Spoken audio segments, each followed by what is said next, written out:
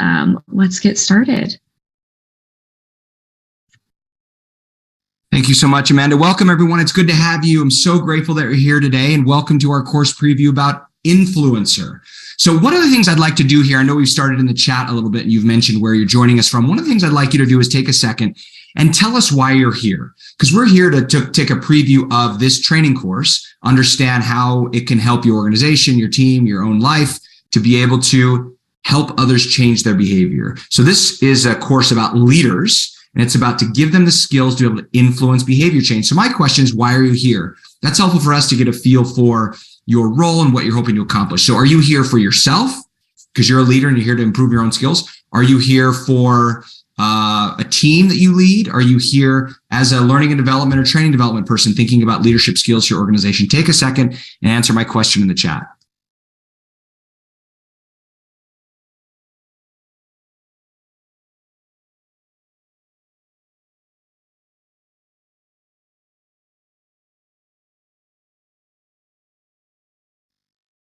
Well, I'm seeing some great responses. A lot are personal. So I like to work on those personal skill building, improving skills, continuous improvement. James, improve management skills of my team. I totally agree. Self-improvement, help our leader in influencing. Lots of great responses here.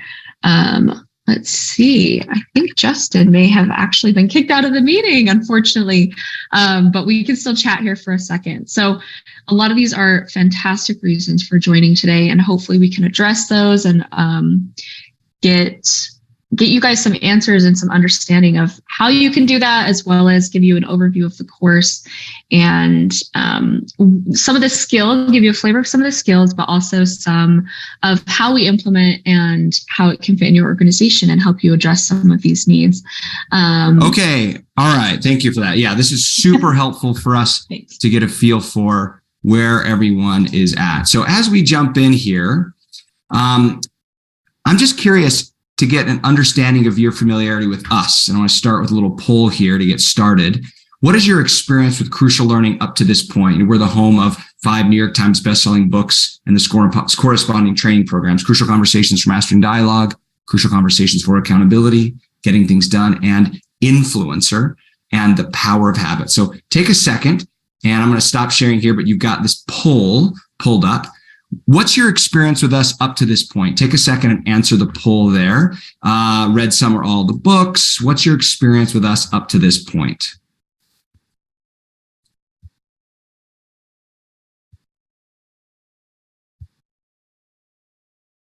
Good. Great to see some of these answers.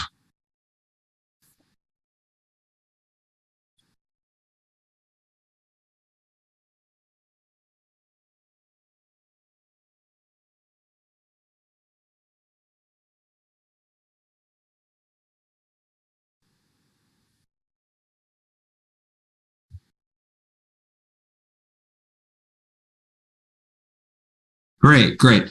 So it looks like keep a couple more minutes to answer. You've got great, perfect. A couple more of you to answer here.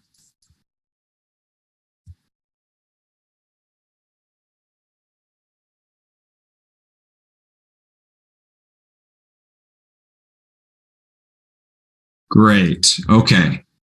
So as we look at this, let's go ahead and end the poll and take a look at the results here. So take a look at some of the answers here and see what other people have put here in terms of their experience.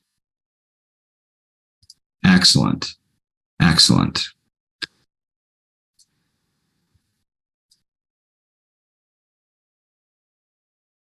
All right. Excellent.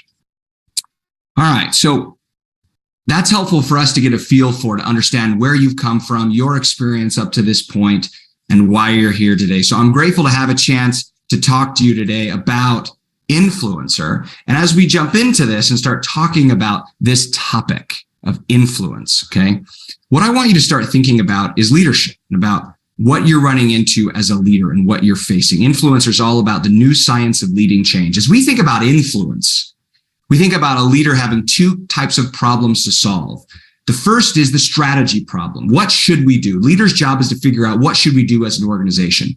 But the other half of their job, maybe the more important part of their job, is how do we get people to actually do it? How in the world do we get people to actually do our strategies, our plans? That's the influence problem, the behavior change problem, okay? So what we like to say is there's no strategy so brilliant that people can't find a way to render it completely worthless, okay? So the problem for leadership isn't plans and strategy, it's behavior. How do we get people to act in ways that align with the strategies and plans that we have? So that's what influence is all about, the ability to change behavior. And it's one of the most important capacities we possess as leaders. Now, I want to give you a challenge here. I want to put you in the position of a leader, and I want you to tackle this situation here. You are the CEO of Al Nippon Airways, and you calculated that if passengers would do one thing before boarding your plane, it could lighten the load by up to 240 pounds, which is great for the environment and save you millions of dollars over the year. So I want you to answer, what do you think that one thing is? Take a second and answer in the chat. What do you think that one thing is? What do you think that one thing is? Yes, absolutely. Use the restroom. So here's what I want you to do. I'm going to give you a couple of minutes here to go into the chat, okay? And I'm going to stop sharing my slides here. I want you to go in the chat. I want you to pretend you are the CEO of Al Nippon Airways. I'm going to give you 2 minutes here, and I want you to type your own answers and then look in the chat at the other people's answers. What is the first thing you would do to influence people to do this behavior if you were in charge? If you were the CEO, what would you do? What would you do? Okay, take a second, answer in the chat. Ready, go.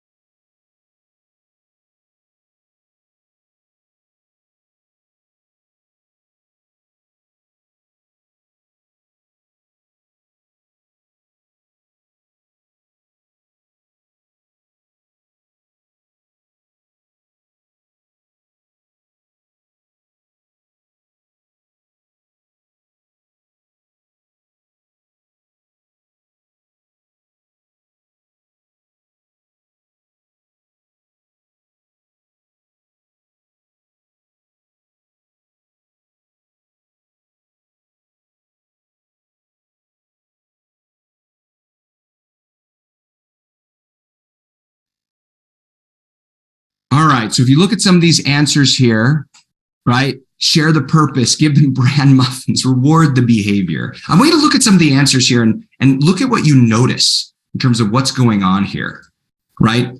Everyone has a go-to answer that they went with. Some of you went with incentives and change the environment. Maybe some of you talked about putting a water feature. Some of you said verbal persuasion. All of your answers tell us something about your model of influence, what you think it takes to get people to change their behavior. The problem isn't that your model's wrong, it's that your model's incomplete. We all have a way of thinking about influence, the ability to change behavior, but our approaches don't consistently work. Okay, our approaches don't consistently work.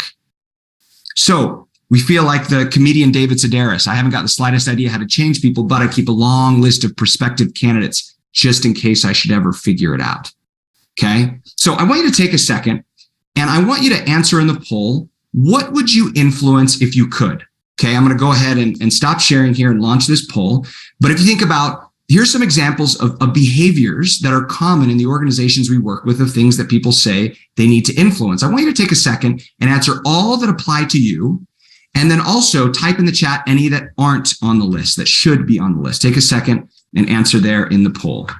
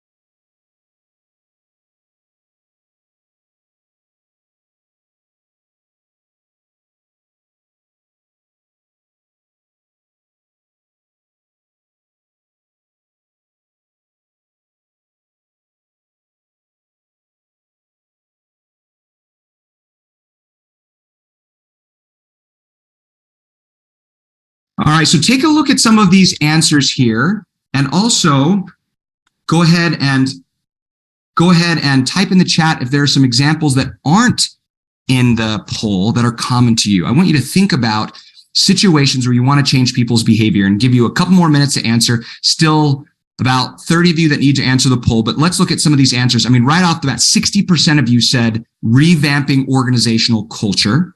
Okay, revamping organizational culture. 57% of you said getting an employee group to comply with new policies. 50% helping an entire department start using a new technology. 50% getting dozens of people to use new processes, and 46% getting management efforts consistently falling short. Let's take a look at the chat though. Are there some influence challenges that aren't in the poll that you're running into? Remember, when we mean by influence, we don't just mean persuasion or changing people's minds. We're talking about leadership influence, talking about changing people's behaviors to align with our plans to be able to get the results that we want. And so what are some other examples? Go ahead and type them in the chat here, and take a look at some of the answers your colleagues are putting there in the chat.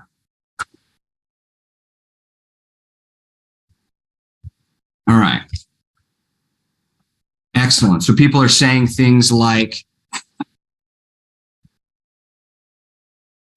sorry, there you go. People are saying things like working better with an internal group, thinking critically, following engineering standards, breaking down silos, encouraging creative thinking. Absolutely. And once again, what we're suggesting here isn't that our model for accomplishing these things or changing these things is wrong. The problem is that for a lot of us, we have a go-to way of thinking about behavior change that kind of works sometimes, but we're not very deliberate about it. And so we are inconsistent in our ability to influence people to change their behaviors. And yet that's the part of leadership that might be the most important. It isn't the plans or the strategy. It's how do I get people to change their behavior in a positive way to align with our plans and strategy so we execute, so we get the results we want. Do you know how many leaders in January of 2023 were repeating the same goals they had in January of 2022? Why? Were they bad plans? Most of them, no. It's that they were now just rehashing them again because they couldn't get their people to actually follow through and execute. And so we continue to spin our wheels, not because we have bad plans, but because an incomplete model of influence. So we spent the last 30 years studying this. We didn't just come up with what we thought were good ideas for how to change people's behaviors. Instead, we first looked at the last 60 years of social science. What drives human behavior? Why do people do what they do? And then we traveled the world looking for people who took on significant influence challenges, whether it was in business and in government and nonprofit and in health, in all parts of the world. And we wanted to say, who are some people that have taken on big behavior change challenges that you and I tend to try to achieve but struggle with? They tackled them and they got people to change their behavior, and it sticks to this day. What is it that they did, and what is it that the science tells us supports the approach that they took that we could turn into a scalable model for every leader? That we could help leaders say, here's the model for why people do what they do and how you get them to change their behavior, so that whether you're trying to get people to comply with a new policy, get people to use a new technology, to get people to change their behavior, to comply with new organizational norms, to change culture, that you as a leader could change people's behavior around profound and persistent behaviors and actually get people to stick with it. That was our goal. And I want to show you the model that we discovered. I'm going to introduce you to my colleague, Joseph Grenny, who's our lead researcher and author on the book Influencer. He's one of the key people that traveled the world studying these folks. And I want you to listen as he talks about the model, and he'll share a specific example of one of the influencers. And I don't mean social media influencers, but I mean influential leaders that we discovered on this journey. As you listen to him tell this story and share the model, I want you to type in the chat, what sticks out most to you about this example? Are there any ideas in the example that seem most significant to you or most interesting or surprising to you as he talks about influence? Let's take a look. There are 3 things influencers do better than anyone else. We hope as you engage wholeheartedly in this training, these 3 principles will become second nature to you. They will become your new theory of influence. I'll introduce you to the 3 keys to influence with 2 contrasting stories. One night I was dining with my family at one of New York's many fine restaurants. We were starving after a day of marching up and down the length of Manhattan, taking in the sights. The restaurant menu made our mouths water, so we rushed inside, got seated, and ordered our food. When my daughter's meal was placed in front of her, all seemed to be in order. Some vegetables, a main course, and the rice were neatly presented and properly placed with the waiter standing to her left. As she picked up her fork and went for the rice, I looked across the table and noticed a piece of her rice was moving. In fact, it scuttled across her plate and dove into her lap. Hey, what's wrong? Since she was distracted, I explained that there was a cockroach in her rice. He returned shortly with the maitre d'. Good evening, sir, ma'am. It was not our cockroach. If it was our cockroach, it would have been dead. It must have been put there some other way. They stared at me accusingly. I was speechless. Sometime later, I was back in New York to study an influencer. This was famed restaurateur Danny Meyer, founder of Union Square Cafe, 11 Madison Park, Gramercy Tavern, and the wildly popular Shake Shacks, among others. My colleagues and I were there to figure out why Danny's restaurants were so consistently profitable, popular, and respected. I soon saw a huge difference. For example, a customer rushed into Gramercy Tavern, white-faced and scared. The taxi drove off with my purse and my cell phone. I'm already late for a meeting here with my group, and now I can't even pay. Remember what happened in my first restaurant when a disaster occurred? Defensiveness, even an accusation? Well, here's what happened at Danny's restaurant. Don't worry. You just take care of your group. We'll worry about payment some other time. Okay, but I don't... Please. Please. Thank you. Hi. Thank you. What is your cell number? Oh, 9. As she joined her group, he began calling the number.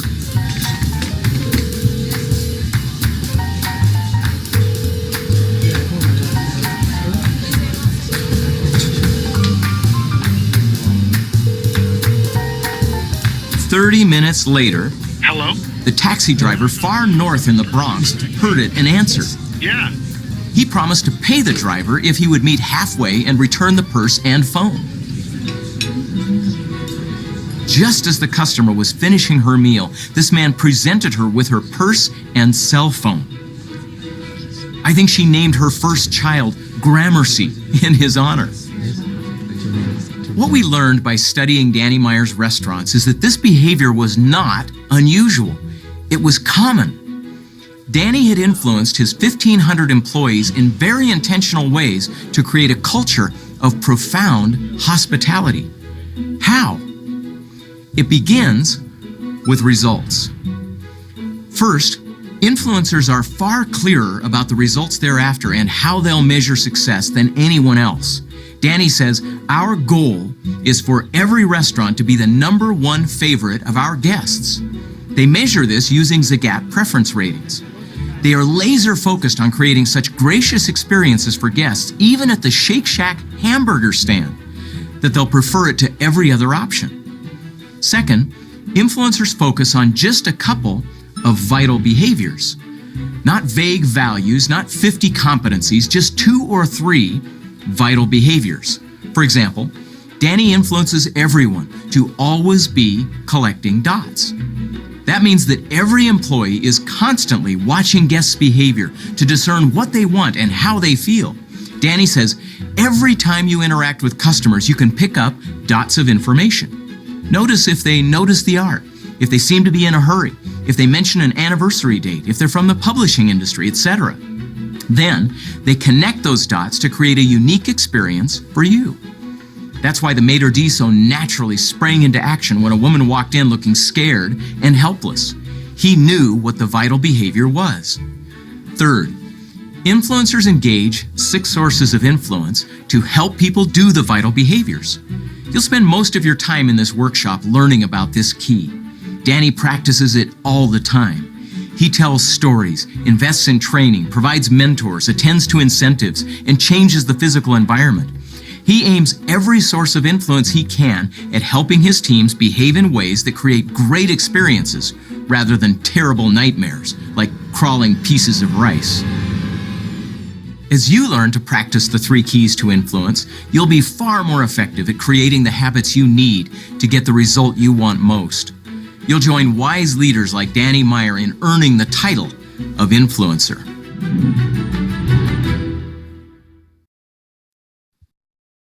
What was an idea that stuck out to you, either from the story or from the example of Danny Meyer's restaurants and the way he created that culture, or even from the model? What stuck out to you? Be curious. Anything new, a new insight, a new idea that stuck out to you?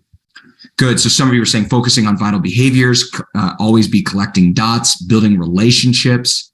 Yep. Clarity. I love that. Like starting with results. Absolutely. Good. Thanks, Cecilia. Yep. Scott, caring for your customers and what that looks like.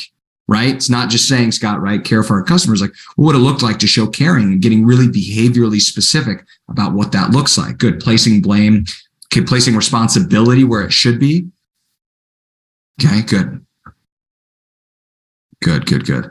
Scalability of the leader's vision. Absolutely. Yeah, absolutely. So as you think about this is the model we teach you in the influencer course. Leaders then have a portable model that they can use to be able to tackle, whether it's small or large, influence challenges where they're trying to change certain vital behaviors to drive important measurable results. Okay? And how to then go about influencing those behaviors. We as leaders tend to think that if we tell someone to do something, this behavior is important, that they'll do it. And yet we know that's not the case. How do you go about influencing those behaviors to make change almost inevitable? We did a study that was published in MIT Sloan Management Review that showed that leaders who use 4 or more of what we would call sources of influence, trying to drive and influence the vital behaviors, are 10 times more likely to get people to change their behavior, even if they are profound and persistent behaviors.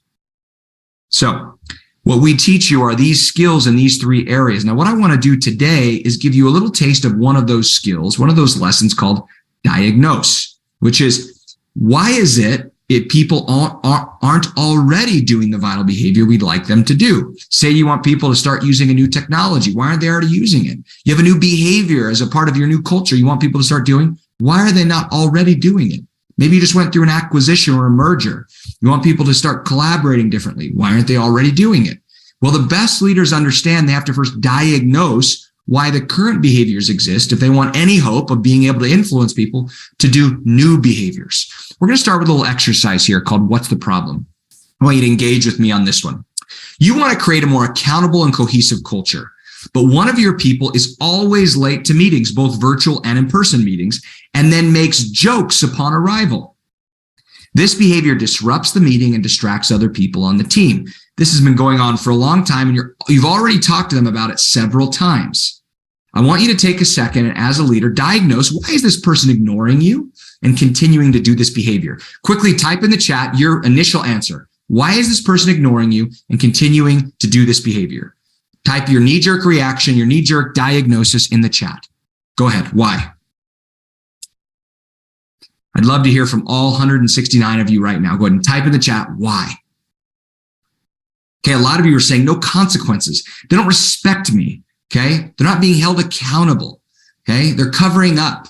They love the attention, okay? They think making jokes creates a better culture. No consequence, lack of accountability, refusing changes, lack of respect, poor time management skills, no clear expectations, not held accountable. They're not rewarded, okay? They're attention seeker. Okay, good. I want you to type an answer, and then I want you to start scrolling through and reading some of the other answers from your peers that are here in the session with us today. They don't understand the negative impact. So there's a lot of you, the vast majority are saying something like they're not being held accountable. There's no consequences. They're not motivated because, there's nobody getting on their case. They don't respect you as a leader, okay? Or they want some type of attention, okay? Good.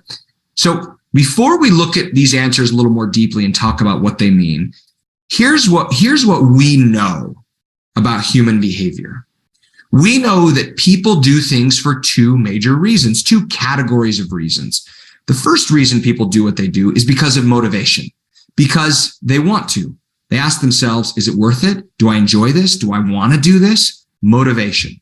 The second major category of reasons for why people do what they do is ability, because they can. Do they have the skill? Do they have the knowledge? Do they have the how to, the ability to engage in behavior? These are the two major categories of things that contribute to why people do what they do. So with that in mind, here's what I want you to think about. I want you to look at all the responses in the chat. Scroll through those responses in the chat and take a look. Were there more motivation reasons? Don't type just yet. Or ability reasons that we gave as a group for why this employee continues to be late. Now, motivation reasons would be things like there's no consequences, they don't care, no one's getting on their case, no accountability, they're not interested, they don't like the meetings, they enjoy the attention. Those are motivation reasons. Ability would be no time management skills, they got into some car issues, they never learned how, right? Those kinds of things. What do you see more of? Yes. I mean, by far, it's absolutely more motivation. And once again, I'm not saying that's the reason. I'm saying I asked you to give me your knee-jerk diagnosis of why they're doing what they're doing. The vast majority of us came up with a reason in the motivation category. Now, here's my next question I want you to answer in the chat. Why? Why do you think it is that when faced with a behavior that we want changed, not always, but most of the time, most people look at it's motivation. They either want to or they don't. Why is it you think we do that? As leaders and as people, when we look at poor behaviors or behaviors we want to change, why do you think it is we often default to motivation?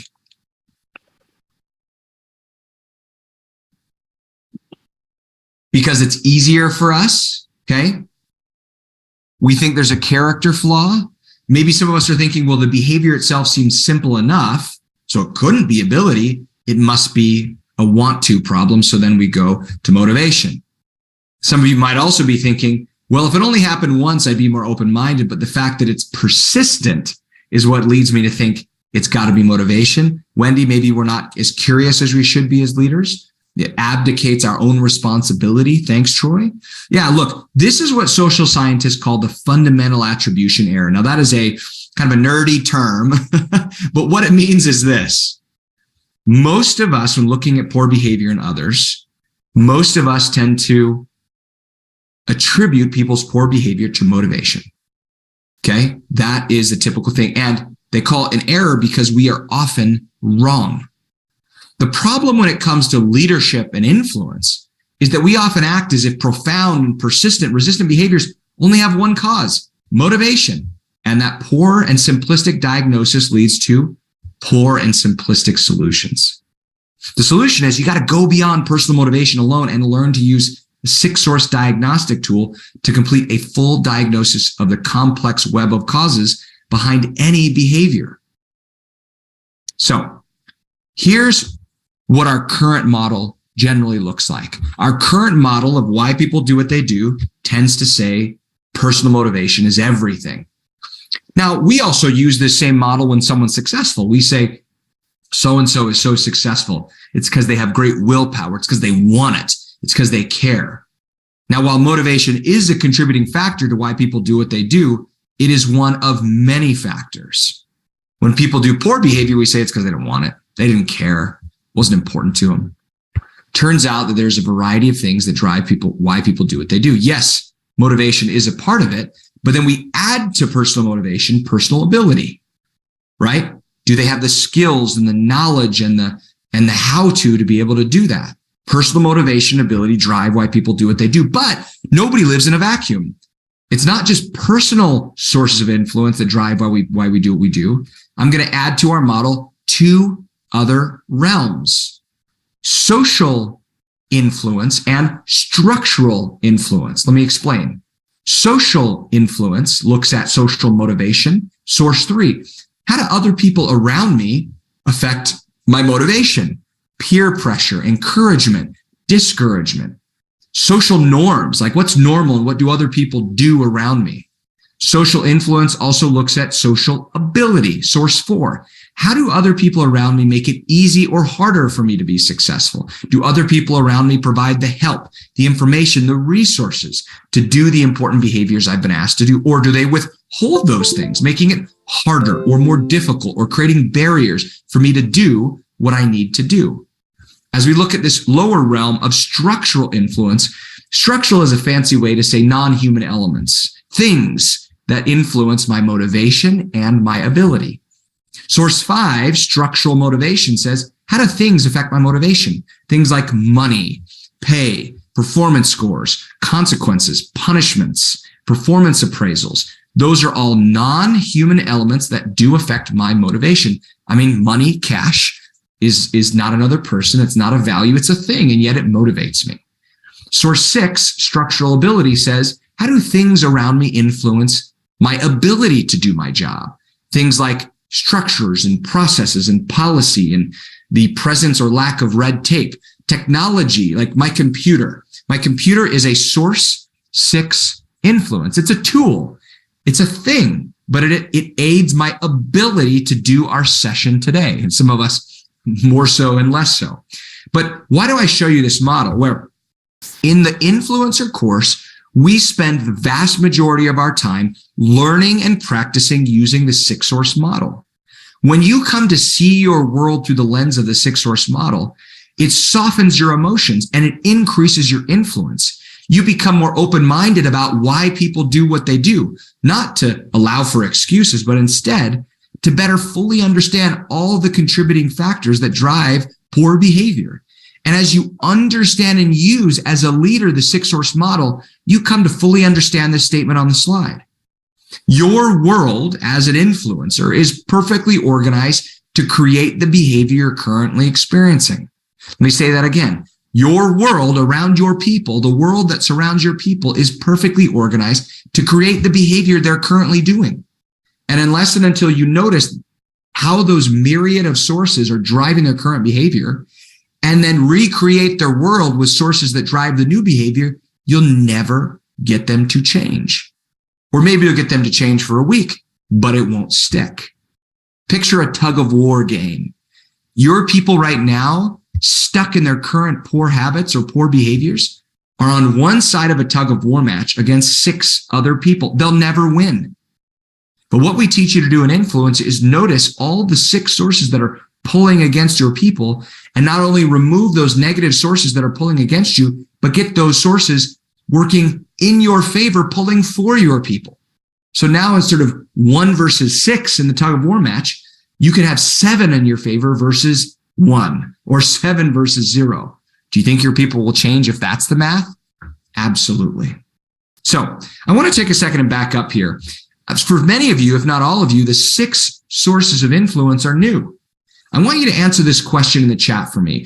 As you think about ways you've approached behavior change, trying to change the behavior of your team, your people, your organization, think about the approach you've used in the past. Which of these sources of influence have you not engaged nearly enough when trying to influence behavior change to stick? Whether that's getting people to change their behavior as a part of a culture, or use a new technology, use a new policy, new process. They're in new roles. Their, new structure of an organization, work from home. Which of these sources of influence, as you look at the visual here, would you say you've used the least in the past? Which sources of influence have you underutilized in trying to get people to change their behaviors? Thanks, Andy. So structural, so Lisa and Christina both saying the social realm, okay? Marcy agrees, right? Social, same thing with Judy. Marina, the structural side. A lot of you are talking about the social side of it. Yeah, absolutely. Absolutely. And by the way, if I were to, in the training, we do an assessment to better understand how you're actually doing in each of these 6. My guess is even though you think you might be doing some of these, the strategies inside of them that you're using are also not the most effective. We teach you to do the best strategies based on what the science knows about how to actually nudge, shift, and influence people's behavior.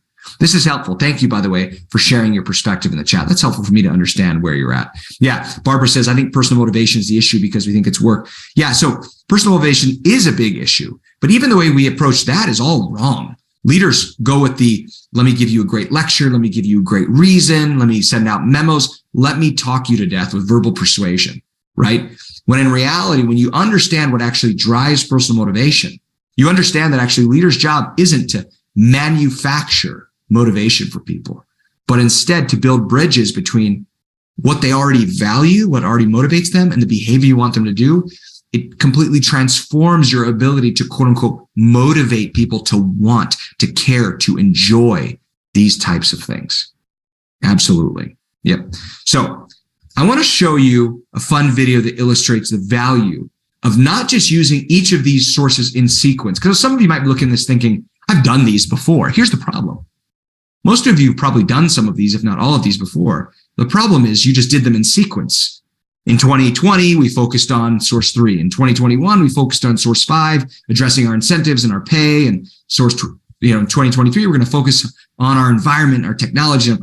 Most people use these in sequence. They almost never use them in combination. I want to show you a fun kid science experiment we did a few years ago to illustrate the power and the empirical data we found when you go about using these sources all together. Let's take a look at this. And please don't click away. My colleague is going to go ahead and actually put a link for this video in the chat if you want to share this. It's a hilarious kid science experiment that makes a really powerful point about the strength of these sources of influence. Let's take a look. What you're about to see is real. Real kids doing real things. Just thought you should know. My name's Hiram Grenny, and I was there for the whole thing.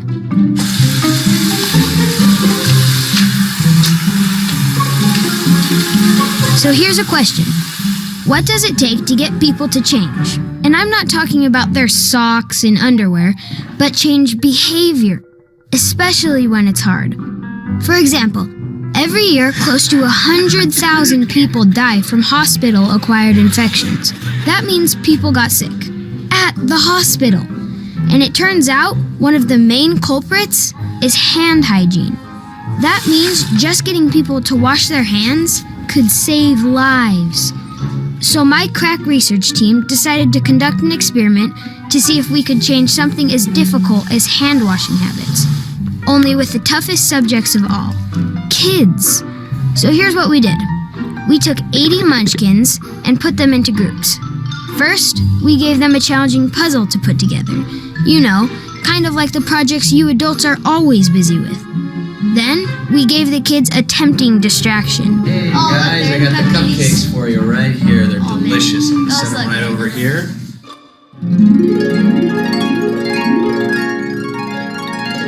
Once I see that you guys have put the whole puzzle together correctly, I'll raise my flag, just like this, and then I'll blow my whistle. Okay? And when I do that, you guys can all go and get your cupcake. So what would it take to get these kids to wash their hands? How about a good reason?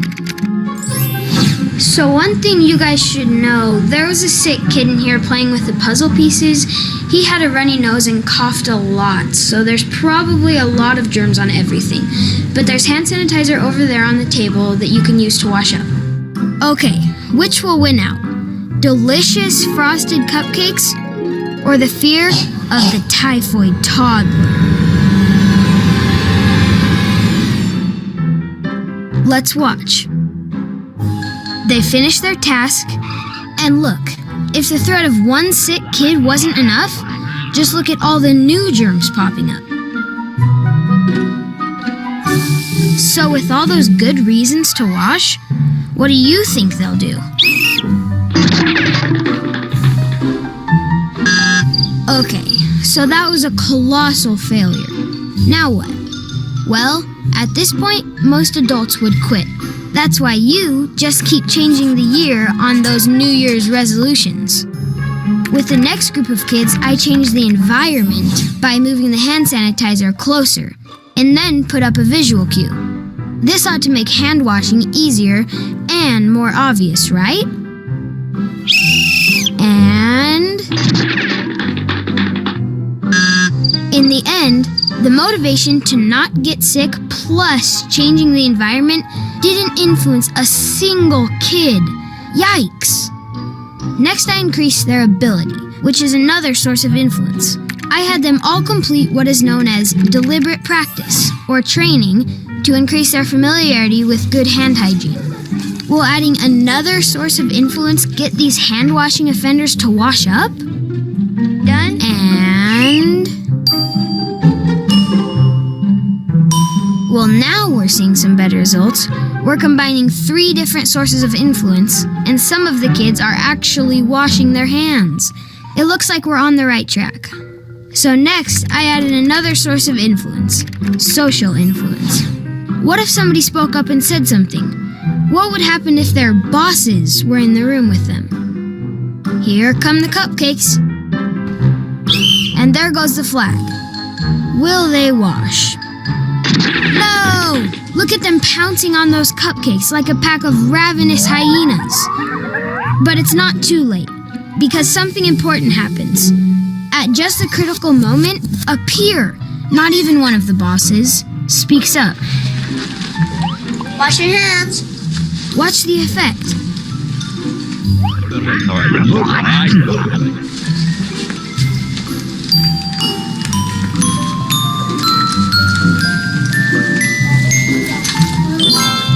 Success at last! So social motivation obviously made a difference. But was it the only thing that mattered? What about our other sources of influence? Here's what my kids had to say. The sign. I was walking over to get my cupcake, but then someone said, wash your hands, because this boy had the sniffles in here. So what's the point? We often underwhelm overwhelming problems. We try a couple of things, and when they don't work, we give up. But my dad and his colleagues discovered the secret to overcoming tough problems. You need to combine at least 4, preferably more, sources of influence. And it doesn't matter if you try it with kids or hospitals, at the office, or even at home. If you use 4 or more sources of influence, your chances for success go up 10 times. 10 times! So there it is. The key to changing almost anything is to marshal the power of at least 4 or more sources of influence, but preferably all 6. All right. So if you want to share that video or something, we put the YouTube link there in the chat. If you use 4 or more sources of influence, you're 10 times more likely to get the behavior to change and to stick. So think about this. Our approach typically is flavor of the month. Find the one thing. What would be the one thing? That's not how behavior works. And when you better understand all the reasons why people do what they do, then you become more successful at driving behavior change. And now half of you, like Jen, want a cupcake. So how would you go about implementing and using these influencer skills, whether it's in your own life, your team, your organization? At Crucial Learning, one of the things you have to understand is the way we design learning is all focused towards behavior change, similar to the course. We combine great insight with great practice and great application to drive behavior change. Great videos that show wonderful, powerful insights and activities. We have people practicing it. So when you come to the course, you're doing activities and table discussions where you're practicing what you're learning over and over again. And then application. At the beginning of the course, everybody picks a specific influence challenge they're facing. A group of people, maybe they manage or in their community or in their personal life, whose behavior they need to change. And then they work on that influence challenge throughout the entire course and finish with a plan to implement. We find that that is what drives behavior change, is when you combine these things. Now, currently with influence, we have 2 learning formats. We have a virtual format, which is 3 2-hour sessions in the morning and 3 90-minute sessions in the afternoon. So it's 6 sessions total. We have an in-person format, which is 2 days or 1 day, depending on the amount of time that you have. But these are not your typical training. We have engaging videos where we highlight influencers and what they did. We have funny videos of how not to handle it. We have activities and table discussions. For virtual, we have breakouts and polls and chat and discussion. We have a robust amount of learner materials that give people a chance to learn during and after the course to help them with their learning. So this is a wonderfully engaging experience to get learners to start using what they're learning immediately. Now, as you think about the reason you came today, and Cecilia, it's a great question. As you think about the reason that you came today, here's what I want you to think about. There's sort of three of the most common next steps that people take as they think about, okay, I came here for myself, or I came here for my team, or I came here thinking about bringing this in as a training for organization. There's a couple of next actions to consider. The first is you may consider attending a public course. We have virtual courses every month that you can attend as an open enrollment and sign up. Maybe you want to go by yourself, or maybe you want to take 2 or 3 or 4 people from your organization and attend the public course. If that's the next action for you, make sure you use this code VCP20 when you sign up, and you get 20% off. Now, Amanda just put a link in the chat that shows you a link to our website where you can see all the dates for the upcoming virtual public courses, so you can find a date that works for you. Maybe you're thinking, though, that you actually think, no, we've got 15, 20, 30 leaders within our organization, and we want to do a private course. We want to do either a private virtual course with a group just from our organization, or a private in-person course. We have a faculty of about 35 master trainers, master facilitators, who are located all over North America, and then another 30 that are located outside of North America, all over the world, who travel around and virtually deliver the course to a group just from your organization. You can have a great call with them so they can customize and prepare the course and the class just for your organization. We have, like I said, a variety of master trainers that have worked in a variety of different industries, and we can find the best fit for you to be able to deliver that course. The third next action possibility is trainer certification. Some of you are already certified in one of our courses, or some of you are thinking, I want to teach it myself. The trainer certification is the most cost-effective option because it allows you to be able to go through the course. You go through the course as a participant, and then you attend a 1-week certification course, 2.5 hours each day, Monday to Friday, and then you're certified. And then you can go back to your organization and teach the class. And whenever you want to teach the class, you work with your Crucial Learning client advisor to purchase learner licenses for each learner that you're going to teach that's going to come through your class, whether virtually or in person. You would just purchase learner licenses. There's no ongoing cost for certification. You should need to purchase learner materials or learner costs depending on the version of the course you're teaching, whether in person or virtual. Okay. So once again, a public course, you can just click on the link there in the chat, find a date, and go to a public course. Or a private course, you have one of our trainers teach a group from your organization. Or trainer certification, you attend the course and then go through a certification course. Now, some of you are already certified in one of our courses. You don't actually have to do that whole process. If you're already certified in one of our courses, you simply would attend the course as a learner and then pass a 40-question online fast track assessment. So you do a fast track certification. Attend the course, pass the online fast track assessment, and you've completed your certification for this course. Since you've already certified in one of our other courses, this fast track option allows you to go much quicker to certifying, and then you just work with your client advisor to buy learner licenses moving forward. Okay, so we have a variety of dates of courses coming up. But as you think about the reason you came today and what you were hoping to accomplish, I'd like you to answer this poll for me. Now, like I said, we had almost 200 of you on our session today. 2 questions I want you to answer in the poll. First is, as you consider the learners that you were thinking about when you came today, which learning format are you most likely to use? Virtual instructor-led, and you could choose more than one. Virtual instructor-led, live online, or in person. And then my second question I want you to answer in the poll is, what is your most likely next action? Would it be to attend a public course yourself? Would it be to have a small group of folks attend a public course? Would it be to certify, to train the course in your organization? Would it be to do a private course where you pilot the course, one of our master trainers in person or virtually teaches a group from your organization, a group of leaders? Or are you thinking, I like what I hear, but I feel like I need to expose 30, 45, 60 minutes of this to a larger group of leaders in my organization to get them interested, excited, to start a conversation with some other decision makers in my organization about what this course teaches and where it would best fit in our organization. So maybe you want to do a speech or a virtual overview or something like that to start greasing the wheels and getting some interest, okay? So take a second and answer the poll. Which learning format are you most likely to use, and what's your most likely next action? And go ahead and type any questions you have in the chat. I'll start answering those. Cecilia, squirrel.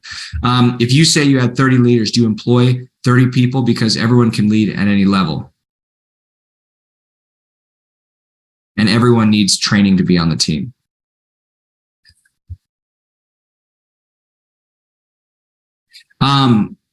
So what we mean by, and let me clarify, and maybe I understand your question or not, Cecilia. The ideal learner for this course is someone who is either a formal people leader whose part of their job is to influence the behavior of a group of people, or an informal leader, but not just anyone. It has to be someone whose job and role is related to, I have to influence other people's behavior. So there's a lot of frontline folks who that's not a part of their job. So they wouldn't be an ideal fit for this course. The kinds of scenarios and situations and cases and exercises are really for formal and informal leader whose job it is to say, I got to get this group of people to change their behavior so we can get this result. I got to get this group of people to start doing X. They're not doing X. Okay. That's real focus here. Yep. So some of you, I know, let's go ahead and take a look at some of your answers here. This is helpful. I'm still waiting for a few of you to answer here, but some of you I know have some more specific questions. What's the cost? I have a group of 30. What does that cost? What does it cost to hire a master trainer? We're located in this place. Do you have a master trainer close to us? Or, if I want to do a virtual, we're in education. Are there discounts? We're in government. Are there discounts? We're a nonprofit. Or discounts? If you have specific questions about how to customize your implementation of Influencer and you don't already know who your client advisor is, we have a specific client advisor who's assigned to you, who knows you attended today, and they can answer those very specific questions for you. They will not repeat what I did. They will just pick up where I left off and answer any questions you have about customizing this and answering very specific questions you have about costs, rollout, finding a trainer, certification, dates, all those kinds of things. So if you don't know who your client advisor is and you have some of those specific questions, just go ahead and type in the chat, I don't know who my client advisor is, and we'll just have them reach out to you in the next 48 hours to answer any of those questions you have. So like I said, some of you have very specific questions. You should make sure you get all the discounts, all the best pricing, depending on your industry and size. And if you're looking for a very specific, hey, we do want to do a class, but we need a trainer who's worked with organizations like ours. Do you have one? You want to have a conversation with an advisor about that so you can get some consulting on your implementation so it's the exact right fit for you. Just type in the chat, I don't know who my client advisor is. And once again, that person's not going to repeat what I did. They know you came today. They'll just pick up where I left off and answer any questions that you have. Okay. So go ahead and type in the chat, I don't know who my client advisor is. We'll reach out and help you with that. Other questions you have about content, implementation, next steps. I'm going to go ahead and end the poll. And while you're typing your questions, you'll see here on the slide some upcoming dates for classes. And then you'll see an upcoming date for an influencer certification. Okay. In the next 48 hours, you will get an email with a recording to this session, copy of some of my key slides. So if someone from your team wanted to attend today, but they couldn't, share the recording with them. And you'll also get those discount codes.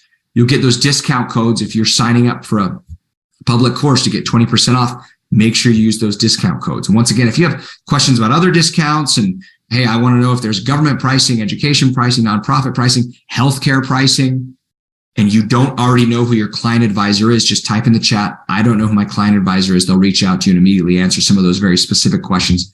So you get the best price, find the right dates, find the right trainer, all those kinds of things. Now, once again, if you already are certified in one of our courses and you want to do the fast track certification, attend the course and then talk to your client advisor about taking that fast track assessment so you can quickly be certified, purchase learner licenses, and start training. Okay. Becomes that easy. Okay. Other questions that you have. And once again, some of you, by the way, may have been watching today. You saw that poll I asked at the beginning and you're thinking, I like this solution, but I'm also curious about some of the other crucial learning solutions. I'm curious about crucial conversations, curious about crucial conversations for accountability. I'm curious about getting things done, about productivity. Maybe you're curious about the power of habit. We do these same types of previews every week for different programs.